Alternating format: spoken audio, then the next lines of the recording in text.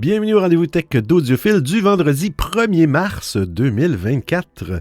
Comme à toutes les semaines, je profite de ce moment pour vous partager les actualités technologiques et parfois scientifiques que j'ai vu passer depuis notre dernier rendez-vous. J'espère que vous avez eu une belle semaine. 1er mars, ça me fait penser. Hier, c'était le 29 février. Il y a des discussions ici, en tout cas des gens qui se posent la question. Les salariés qui sont payés, qui ont un salaire annuel, sont payés à l'année. Est-ce qu'ils devraient être compensés pour la fameuse journée du 29 février qui arrive seulement dans les années bissextiles? Quel débat puéril, selon moi. Mais bon, qui suis-je? Qui suis-je pour juger de cet enjeu majeur de notre société? Allez, on commence ça tout de suite avec la première actualité. Bon épisode!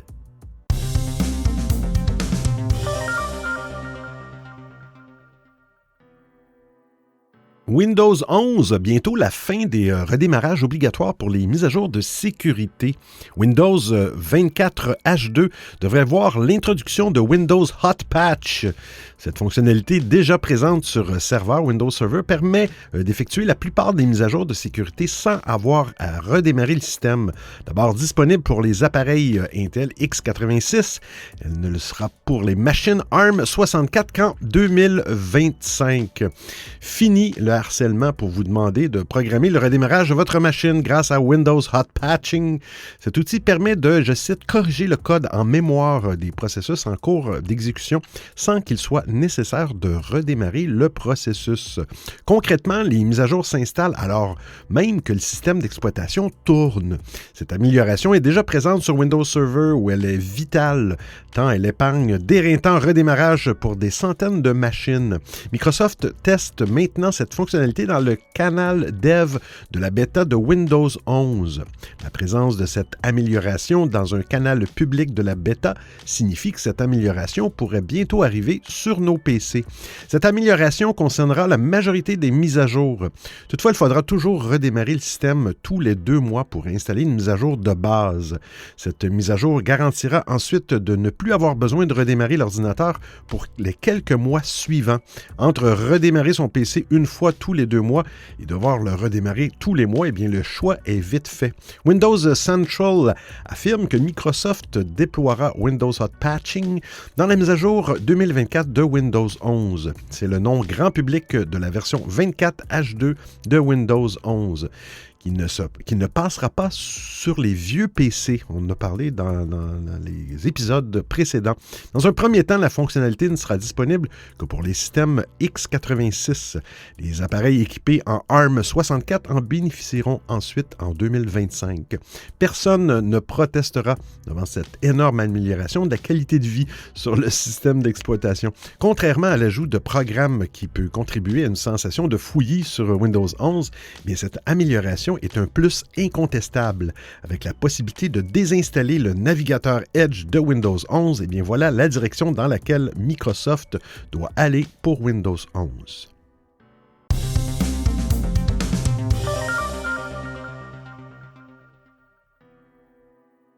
Microsoft va intégrer une gomme magique dans son appli photo.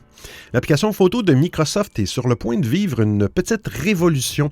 La firme de Redmond vient en effet d'officialiser l'intégration de nouvelles fonctionnalités animées par l'intelligence artificielle générative dans son appli photo, aussi bien sur Windows 10 que sur Windows 11. À présent, lorsque vous verrez qu'un élément indésirable sur une photo splendide, eh bien, vous n'aurez plus besoin de jouer sur le recadrage ou d'importer l'image dans un outil tiers pour le faire disparaître. Sur Windows 10 et Windows 11, l'application photo native va accueillir une gomme magique.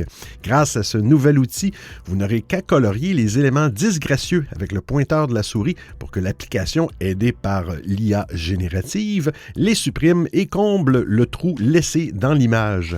Une fonction similaire à celle déjà proposée par Google dans Google Photos ou encore à la gomme magique de Samsung Samsung.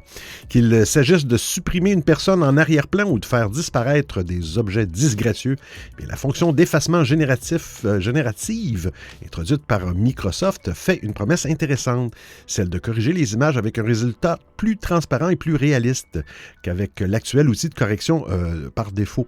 Le tout sans qu'il ne soit nécessaire d'avoir la moindre connaissance en retouche d'image.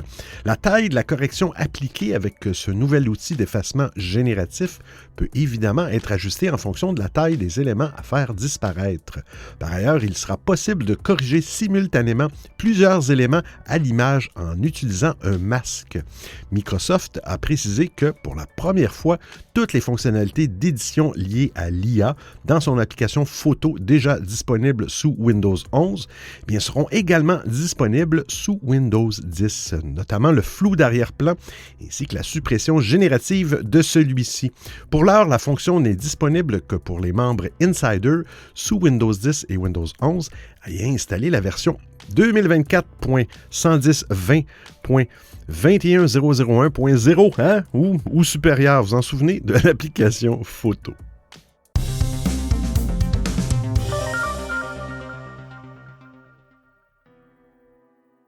L'iPhone 15 souffre de problèmes de connexion Bluetooth depuis sa sortie. Depuis le lancement de l'iPhone 15, les utilisateurs se plaignent de perturbations sur leur connexion Bluetooth. Et à l'heure actuelle, seul un remplacement du smartphone permet de se débarrasser du problème. Le lancement de l'iPhone 15 s'est notoirement fait en l'absence de bugs majeurs, ce qui n'est pas chose aisée pour un appareil de cette trempe. Malgré tout, cela ne veut pas dire que le smartphone est exempt de soucis techniques. Depuis sa sortie, en effet, de nombreux utilisateurs rencontrent des problèmes au niveau de leur connexion Bluetooth. Plusieurs mois plus tard, eh bien, aucune solution n'est encore disponible. Sur les forums de Mac Rumors, l'un d'entre eux résume bien la situation. Et je cite, « Depuis iOS 17, je suis régulièrement déconnecté de ma voiture lors des appels Bluetooth. Je passe un appel main libre dans ma voiture et après quelques secondes, le Bluetooth se déconnecte et je dois basculer manuellement sur le haut-parleur de mon iPhone. Mon iPhone 12 n'a pas ce problème avec ma voiture, précise-t-il. » Quand même, le monsieur a un iPhone 12 et un iPhone 15. Si la plupart des témoignages concernent des appareils Bluetooth en dehors de l'écosystème Apple, certains utilisateurs rencontrent également des soucis avec leurs AirPods. Le constat est systématiquement le même. L'iPhone 15 parvient à se connecter normalement, mais perd l'appairage quelques minutes plus tard, sans aucune raison apparente. La mauvaise nouvelle, c'est qu'il semblerait qu'aucune solution viable n'existe pour le moment. Apple a déjà mentionné qu'iOS 17 viendrait corriger ce bug, mais maintenant que la mise à jour est disponible, force est de constater que cela n'a pas été le cas. Certains utilisateurs affirment même qu'ils ont dû faire remplacer leur iPhone pour enfin se débarrasser du problème. Ni un démarrage, ni une réinitialisation aux paramètres d'usine n'ont suffi à corriger le bug.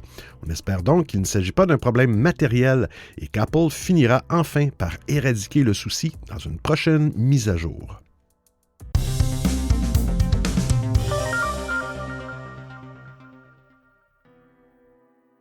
iMessage va dépasser largement ses concurrents. iOS 17.4 sera la mise à jour de tous les changements. En plus des modifications attendues en Europe pour le respect du nouveau DMA, Apple serait sur le point d'ajouter à sa mise à jour une fonctionnalité de taille. Avec l'arrivée d'un nouveau protocole de sécurité cryptographique PQ3, iMessage deviendrait la solution de messagerie instantanée la plus sécurisée au monde. Selon les dires d'Apple, l'arrivée de PQ3 sur les iPhones devrait être, et je cite, la mise à niveau sécuritaire la plus importante de l'histoire d'iMessage. Dans son communiqué de presse, Apple explique que le protocole PQ3 va prendre le pas sur toutes les autres solutions de chiffrement présentes aujourd'hui dans iMessage. À compter du début du mois de mars, tous les iPhones étant éligibles à la mise à jour iOS 17.4 utiliseront PQ3 pour communiquer entre eux avec iMessage. Concrètement, ce nouveau protocole de chiffrement tire sa force dans une conception post-quantique. Comme l'explique Apple dans son communiqué de presse, les protocoles aujourd'hui utilisés pour chiffrer les données dans iMessage reposent sur des problèmes mathématiques extrêmement complexes, mais il est toujours possible de les résoudre et l'arrivée de l'informatique quantique devrait permettre aux cybercriminels criminels dotés de grands moyens techniques de passer outre ces protocoles de sécurité. Alors, pour éviter une attaque informatique de masse, Apple a donc développé PQ3. Selon ses dires, ce protocole atteint un niveau 3 qui n'était pour l'heure qu'un fantasme des cyberscientifiques. Grâce à lui, il est possible de protéger à la fois le message en chiffrant d'une nouvelle manière, mais il est également possible de protéger la clé de chiffrement qui est-elle présente dans l'appareil qui envoie le message. Avec cette double protection pour l'heure unique au monde, Apple assure qu'iMessage sera dans les mois à venir la solution la plus sécurisée pour communiquer avec des personnes du monde entier. Ça dépasse même Signal, qui est un niveau 2 de sécurité au lieu de 3. iOS 17.4 devrait être disponible sur les iPhone 11 et plus récents à compter du début du mois de mars. Pour l'heure, la mise à jour n'est disponible qu'en version bêta et PQ3 ne fait pas partie des nouveautés testées par Apple. Pour respecter les nouvelles normes européennes liées au DMA, iOS 17.4 se doit de sortir avant le 7 mars prochain.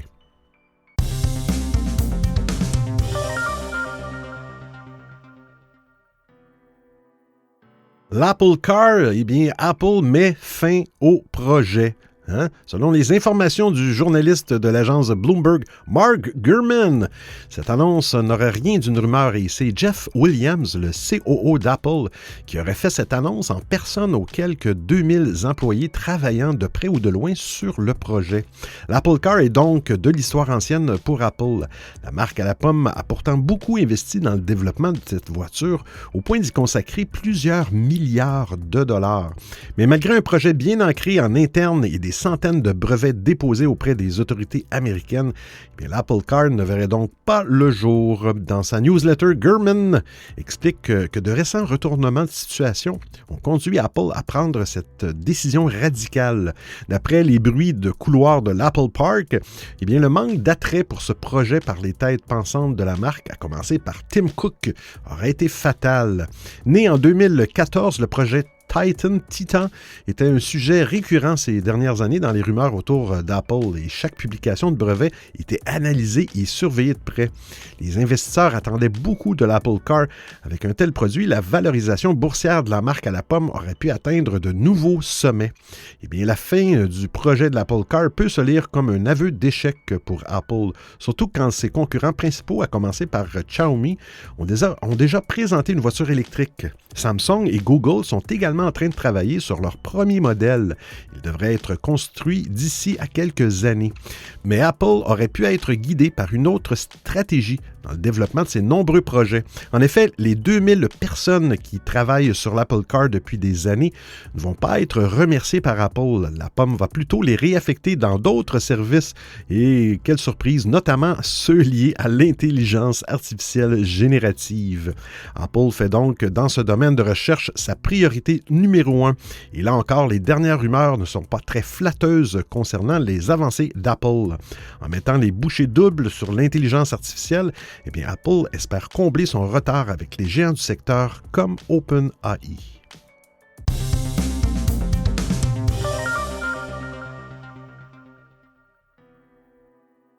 Google Pay va bientôt disparaître.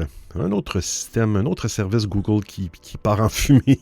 En 2022, Google avait déjà déposé les jalons de l'évolution de son écosystème de paiement en annonçant le remplacement progressif de Google Pay par Google Wallet. Cette initiative, révélée lors d'une conférence, a marqué le début d'une transition globale vers une application plus intégrée, capable de stocker non seulement des moyens de paiement, mais aussi des documents d'identité et divers tickets. Ce mouvement, loin d'être une nouveauté, s'inscrit dans une volonté de simplifier les paiements mobiles. Plus récemment, Google Wallet a introduit des fonctionnalités innovantes pour les montres connectées, rendant notamment les voyages en avion plus pratiques grâce à l'affichage des cartes d'embarquement directement sur le cadran. Toujours dans un but d'étendre les usages de son application, consolidant ainsi sa place de solution polyvalente dans l'écosystème des paiements mobiles. Google vient de l'annoncer, l'application Google Pay aux États-Unis sera remplacée par Wallet, Google Google Wallet à partir du 4 juin 2024. Cette initiative vise à centraliser les services de paiement mobile sous une même bannière, offrant une utilisation plus intégrée. Google Wallet reprendra donc les fonctionnalités clés de Google Pay, mais avec une nuance importante. Les offres spécifiques telles que les réductions, les promotions, les avantages de cashback, auparavant accessibles directement via Google Pay, devront désormais être recherchés à travers Google Search. Cette modification oriente les utilisateurs vers une nouvelle manière de découvrir et de bénéficier des offres liées au paiement mobile. Avec cette évolution, Google Wallet devient le point central pour les paiements mobiles aux États-Unis, permettant aux utilisateurs de conserver non seulement leur carte de crédit et de débit, mais aussi leur carte de fidélité, des billets et plus encore. Les utilisateurs actuels de Google Pay ont donc, on le dit, jusqu'au 4 juin pour transférer leur solde vers une banque. Passé cette date, bien que l'application cesse de fonctionner, le site web de Google Pay restera accessible pour la gestion des fonds et des cartes bancaires associées au compte Google, assurant une continuité dans l'accès aux services financiers.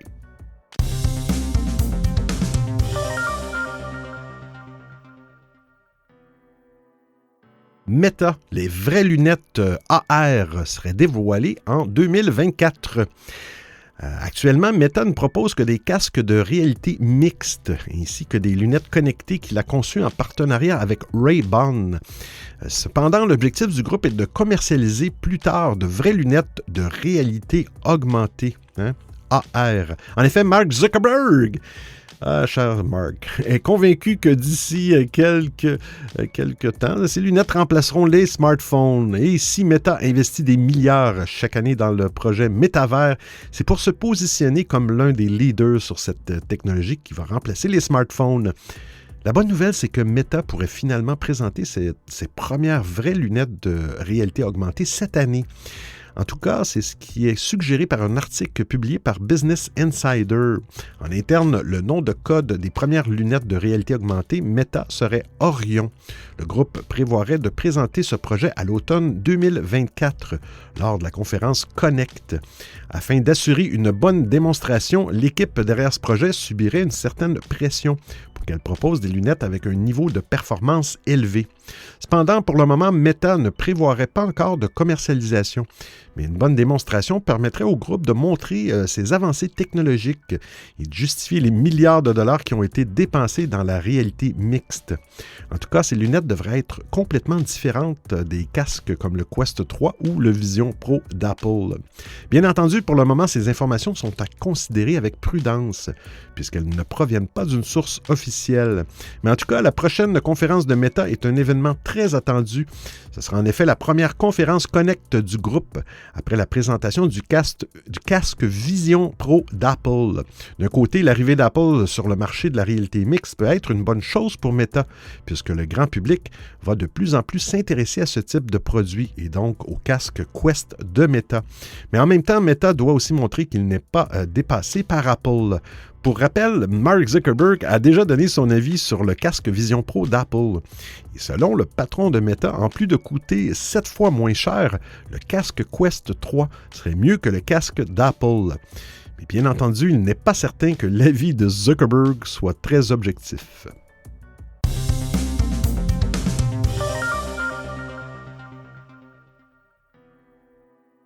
Threads, publiez vos contenus simultanément dans Facebook, comme sur Instagram, comme c'est le cas. Si Meta adore créer et racheter des réseaux sociaux, l'entreprise cherche au maximum à ne pas isoler les unes des autres. Bien souvent, celle-ci cherche plutôt à créer les ponts entre les applications et sa dernière née, Threads, en est le parfait exemple. D'abord directement lié au compte Instagram de son utilisateur, en permettant notamment de suivre les mêmes créateurs sur les deux plateformes, le nouveau réseau social se rapproche désormais doucement mais sûrement de Facebook. Bien, comme le rapportent des personnes de TechCrunch, le groupe de Mark Zuckerberg teste actuellement une nouvelle fonctionnalité au sein de Threads. L'idée est simple, offrir la possibilité aux utilisateurs de publier simultanément un même contenu sur les deux réseaux sociaux. Au moment d'écrire son Threads, l'application propose de publier celui-ci en même temps sur son compte Facebook. À l'heure actuelle, seule une petite portion des utilisateurs américains ont accès à la fonctionnalité. Meta ne prévoit pas de lancer un test en Europe pour le moment. De même, celle-ci fonctionne uniquement avec le texte et les liens. Il est possible, par exemple, de partager une photo sur les 2 réseaux sociaux en même temps. Nul doute que si les tests se poursuivent, Meta ajoutera cette possibilité dans un futur proche. À n'en pas douter, cette fonctionnalité s'adresse en premier lieu aux créateurs de contenu qui possèdent des comptes et donc des communautés sur de multiples plateformes et qui sont souvent contraints de publier plusieurs fois un même contenu. En outre, cette option est parfaitement similaire à celle que l'on retrouve sur Instagram depuis 2021, qui permet de publier une Stories simultanément sur Facebook. Vous écoutez le Rendez-vous Tech d'Audiophile.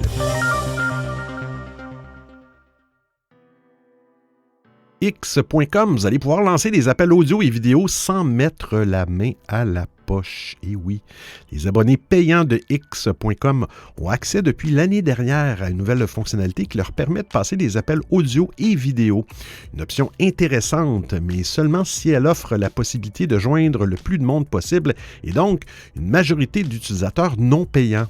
C'est ce que semble s'être dite la direction de la plateforme qui déploie un changement majeur à ce niveau. Bientôt, n'importe quelle personne inscrite sur X.com, anciennement Twitter, sera en possibilité d'appeler un autre utilisateur. C'est ce que vient d'annoncer dans un post, une publication sur la plateforme l'ingénieur de X.com, Enrique Barragan. Un message qui a ensuite été repris par la patronne du lieu, Linda Iaccarino. Cette possibilité va être petit à petit déployée pour l'ensemble des utilisateurs. Ceux qui y auront accès devront d'abord envoyer au moins un message au compte d'un utilisateur avant de pouvoir l'appeler. Il sera par ailleurs possible de sélectionner les personnes qui pourront vous appeler parmi les 4 catégories suivantes. Tout le monde, les comptes vérifiés, les personnes suivies et les personnes inscrites dans vos contacts. Pour effectuer son annonce, Enrique Barragan a cité un message d'Elon Musk en date du 31 janvier dernier, dans lequel le milliardaire annonçait déjà cette nouveauté. Je cite, « Dès que nous aurons la certitude qu'il est robuste, l'appel audio et vidéo sera déployé à grande échelle pour les utilisateurs de X. » De manière plus globale, cette initiative s'inscrit dans la volonté de l'homme le plus riche du monde de faire de sa plateforme un réseau universel pouvant offrir presque tous les services disponibles sur un téléphone intelligent. Car après les appels, l'autre grand chantier du propriétaire de Tesla pour son réseau social est d'y développer des services financiers. À quoi pourra donc ressembler X à l'horizon 2030?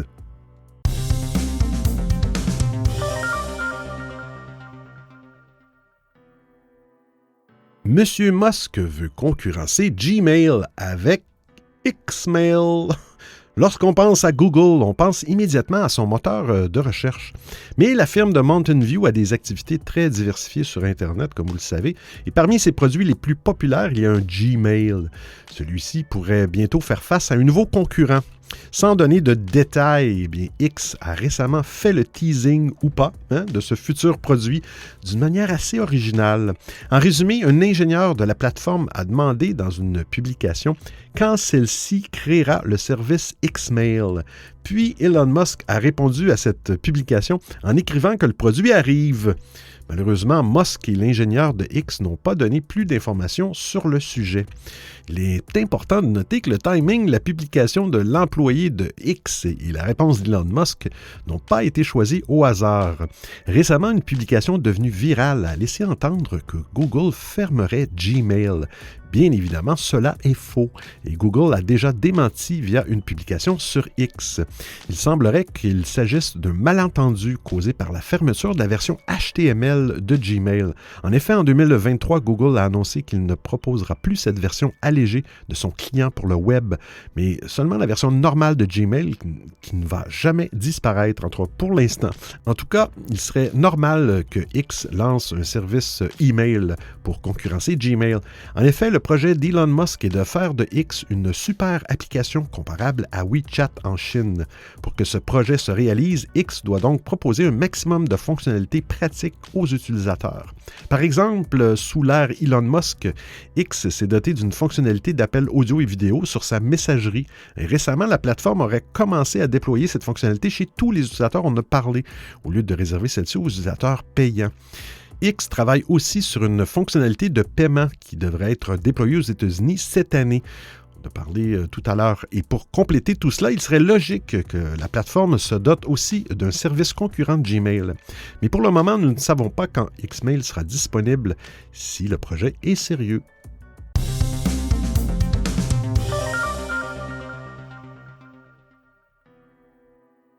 Blue Sky se fédéralise. C'était une promesse, c'est désormais une réalité. Blue Sky, le Twitter alternatif, ouvre désormais plus largement son réseau. Dans un communiqué de presse publié le 22 février, l'entreprise annonce que tous ses utilisateurs et utilisatrices pourront désormais héberger eux-mêmes leurs données. Une manière de préserver la vie privée et d'assurer une plus grande résilience à la plateforme. Concrètement, qu'est-ce qui change? Eh bien, désormais, celles et ceux qui voudront s'inscrire sur Blue Sky pourront choisir de le faire sur le serveur central bsky.social ou sur un serveur fédéré, c'est-à-dire un serveur géré par une entreprise, une association ou même un particulier. Ce serveur pourra se connecter à toutes les autres machines du réseau pour fournir une expérience unifiée, mais hébergera vos données selon vos propres règles. Plutôt que de confier toutes vos données à Blue Sky, vous pourrez choisir de les enregistrer ailleurs en somme. Cette ouverture de réseau le rapproche un peu plus de son concurrent Mastodon, qui lui aussi fonctionne sur une architecture décentralisée. En revanche, pas question d'interconnecter Mastodon et Blue Sky. Les deux réseaux utilisent un protocole de communication différent. Ils ne pourront pas se parler l'un l'autre. Pas question non plus de se faire accuser de complexifier l'expérience comme cela a pu être le cas pour Mastodon. Bon, ici, il parle de changement de serveur, j'imagine. Blue Sky l'écrit noir sur blanc, cette évolution ne changera rien pour vous. Et l'expérience sera, à vrai dire, je sais, tellement similaire que vous devrez peut-être vous y reprendre à 2 fois pour vous assurer que vous vous êtes connecté sur le bon serveur, promet l'entreprise. Contrairement à l'ActivityPub employé par Mastodon et par Threads, le protocole AT Proto qu'utilise Blue Sky soude moins le profil de l'utilisateur à un serveur particulier. Ainsi, s'il est plus facile de sauter d'un serveur à l'autre et de voir les messages émanant de toutes les personnes inscrites sur le réseau plutôt que seulement ceux du serveur sur lequel on est inscrit. Je cite, « Changer d'hébergeur devrait être comme changer d'opérateur. Vous devriez pouvoir conserver votre identité et vos données », résume Blue Sky. L'entreprise explique que sa démarche en arguant que les réseaux sociaux devraient être, et je cite, « un bien public appartenant conjointement aux utilisateurs et aux entreprises qui les animent. Le web social devrait être aussi résilient que le web lui-même. »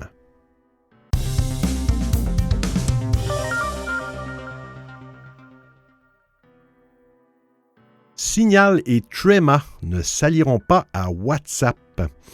Avec la nouvelle loi sur les marchés numériques, la DMA de l'Europe, Signal et Trema peuvent théoriquement demander l'accès à WhatsApp. Cependant, les deux sociétés ne sont pas intéressées par le projet d'interopérabilité de Meta. Comme le rapporte le magazine informatique Ace Online, ils ne sont pas prêts à abaisser leurs standards en vue d'acquérir plus d'utilisateurs. Lors d'une récente déclaration, Meredith Whittaker, que je salue, la présidente de Signal, n'a pas manqué d'exprimer sa position sur le sujet. Très ferme, Mme Whittaker. Elle affirme, je la cite, « Nos normes de confidentialité sont extrêmement élevées et non seulement nous ne les abaisserons pas, mais nous voulons continuer à les augmenter. Actuellement, travailler avec Facebook, Messenger, iMessage, WhatsApp ou même le service Matrix signifierait une détérioration de nos normes de protection de données. » Le porte-parole de Trema a également exprimé un point de vue similaire dans une interview accordée aux médias. Il déclare à ce sujet, je le le site. La raison principale est que nos normes de sécurité et de confidentialité ne sont pas compatibles avec elles. Nous ne pouvons pas et nous ne nous écartons pas de ces normes. C'est la raison d'être de Trema. Ainsi, les deux sociétés montrent leur volonté de renforcer les normes de confidentialité et de sécurité sur leurs applications. Pour le moment, une potentielle expansion du nombre d'utilisateurs grâce à l'interopérabilité de WhatsApp n'est donc pas à l'ordre du jour. Bien, Signal et Trema utilisent les mêmes protocoles que WhatsApp. Il convient de préciser que l'application de Meta a quelques défauts. En guise d'illustration, elle n'offre pas de protection de confidentialité avancée pour les métadonnées. Bien que ces derniers ne contiennent pas le contenu des messages, elle reste précieuse et potentiellement sensible. Pour cause, elle indique qui communique avec qui et à quel moment. De plus, Signal et Trema précisent que WhatsApp est une source fermée. À ce titre, elles ne savent pas ce qui pourrait advenir des données de leurs utilisateurs une fois qu'elles seraient entre les mains de Meta. Par ailleurs, il faut préciser que les applications de messagerie doivent signer un contrat avec WhatsApp et accepter d'utiliser la même norme de cryptage de bout en bout. On ne sait pas non plus si la société de Mark Zuckerberg ouvrira son service à des concurrents du monde entier ou s'il le limitera seulement à l'Union européenne.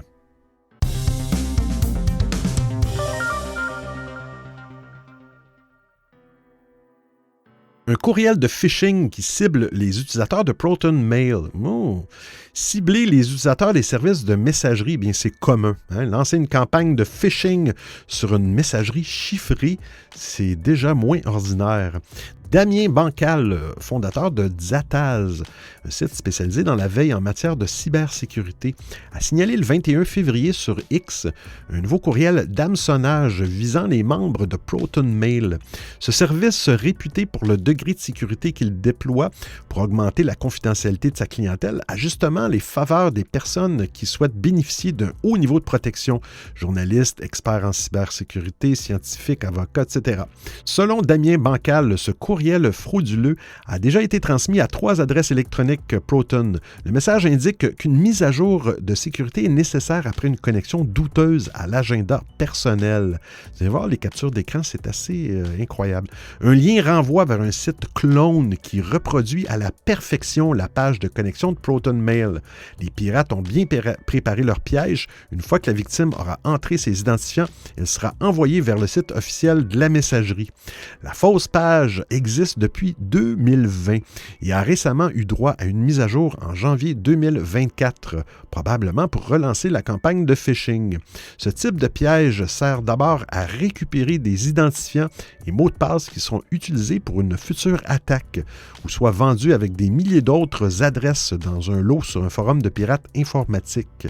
Les recommandations pour améliorer sa cyberhygiène restent les mêmes. Vérifiez l'adresse email du destinataire, regardez attentivement l'URL du site que vous consultez et ne cliquez pas en cas de doute. Il est également utile de savoir reconnaître des tentatives de phishing. Vous pourrez voir l'article pour voir des exemples d'attaques sophistiquées que vous pourriez subir.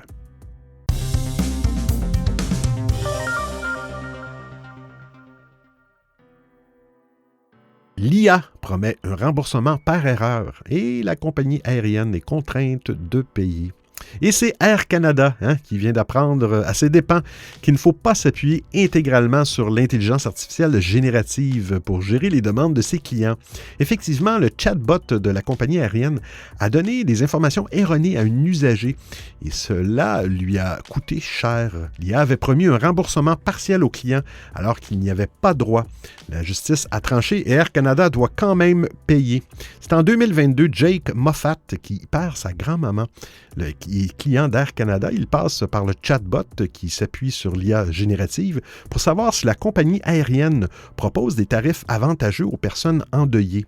Et oui, c'est le cas. Encore mieux, le chatbot indique au client qu'il a 90 jours après son vol pour en faire la demande. Le problème, c'est que le chatbot a fait une grossière erreur. Oui, Air Canada propose des tarifs avantageux pour les personnes endeuillées, mais la demande doit être faite avant le vol et ne peut pas être rétroactive. Cela aurait donc été bien que Jake Moffat le sache avant de prendre son billet pour faire Vancouver-Toronto à 1200 $ canadiens, quand même.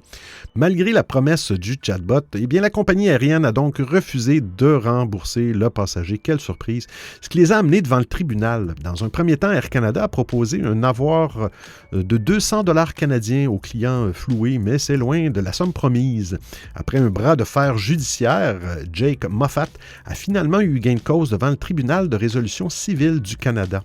Les avocats d'Air Canada, oui, ont avancé le fait que le chatbot de la compagnie aérienne est une entité légale à part entière et donc il était responsable de ses propres actions. Quand même, il faut avoir du culot. Une véritable nouveauté juridique.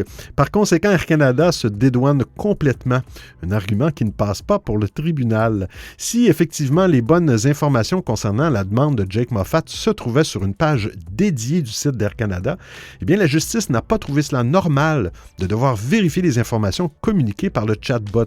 La compagnie aérienne aurait commis une fausse déclaration négligente et doit donc rembourser le passage comme convenu. Ainsi, Jake Moffat va être remboursé de la somme de 650,88 $ canadiens.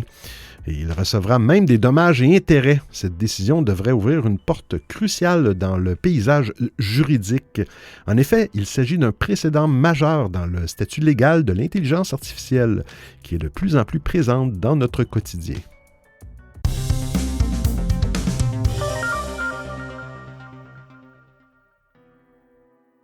Un adolescent de 13 ans a créé un rayon de la mort d'Archimède. Il y a 2000 ans, durant l'Antiquité, le scientifique grec Archimède aurait eu l'idée d'utiliser plusieurs miroirs afin de détruire la flotte romaine ennemie s'avançant vers Syracuse. Une destruction par rayonnement, d'où l'appellation de rayon de la mort. En pointant un miroir vers le soleil, puis en faisant rebondir la lumière de miroir en miroir vers une seule cible, le point visé serait chauffé intensément. Qui dit chaleur accrue dit surchauffe et donc embrasement. Les navires romains menés par le général Marcus Claudius Marcellus seraient ainsi tombés en cendres. Bien, plusieurs inventeurs dans l'histoire ont essayé de reproduire le principe sans grand succès, depuis Descartes au XVIIe siècle, qui a estimé que ce n'était pas possible dans cette configuration. Le scepticisme reste assez majoritaire sur la véracité de cet événement. Mais voilà que le jeune Brendan Stenner en a reproduit une version miniature. Il s'agit simplement d'une version plus petite, aussi proche que possible de la réalité, confie-t-il à Business Insider, qui relate ce projet scolaire hors du commun. Ce n'est pas la première fois que le jeune garçon essaie de reproduire une invention d'Archimède. Il est fasciné par Archimède. Son modèle réduit est composé de lampes chauffantes qui viennent remplacer le soleil, tournées vers des miroirs concaves. Ces derniers sont pointés vers une cible marquée d'un X et le résultat, la température du X, mesurée grâce à un thermomètre infrarouge, augmente énormément lors de l'opération. À chaque nouveau miroir ajouté, la température augmente encore. Au total, la cible est montée à plus de 50 degrés Celsius. Et le jeune dit, si l'on augmentait l'échelle et que l'on disposait d'une source de chaleur suffisamment puissante, ce serait tout à fait possible d'y mettre le feu, estime le jeune garçon. Cela ne prouve pas la véracité du laser d'Archimède. Contrairement à ce modèle réduit, détruire des bateaux à longue distance en mouvement et situés en mer est un défi bien plus grand. Quoi qu'il en soit, le projet scolaire de Stenner a attiré l'attention au point qu'il a remporté un prix scientifique livré par le London Public Library. Alors, j'espère que vous appréciez le format et le contenu de l'émission. Si vous avez des suggestions d'actualité, des commentaires, vous voulez m'envoyer un message audio ou simplement me payer un café, eh bien, c'est très simple. Vous trouverez tous les liens sur linktr.ee/audiophile. Il y a même une section nommée Docu, le rendez-vous tech d'Audiophile intégral avec l'ensemble des références web ou liens URL. Et je vous remercie de m'avoir prêté vos oreilles pendant l'écoute de cet épisode. Et c'est terminé pour aujourd'hui. Merci pour avoir écouté cet épisode. J'espère que vous avez apprécié. Petit coucou spécial à Mélodie qui est très gentille, qui ne cesse de m'envoyer des petits messages sur YouTube. Merci Mélodie. Et ça va me faire plaisir de répondre à ton prochain message. Hein? Tu me donnes comment je pourrais dire, tu me motives hein, à continuer ce grand projet qu'est ce magnifique podcast audiophile. C'est n'importe quoi. Voilà. Hey, je vous donne rendez-vous la semaine prochaine pour un autre épisode du Rendez-vous Tech d'Audiophile. D'ici là, portez-vous bien. Ciao, ciao tout le monde.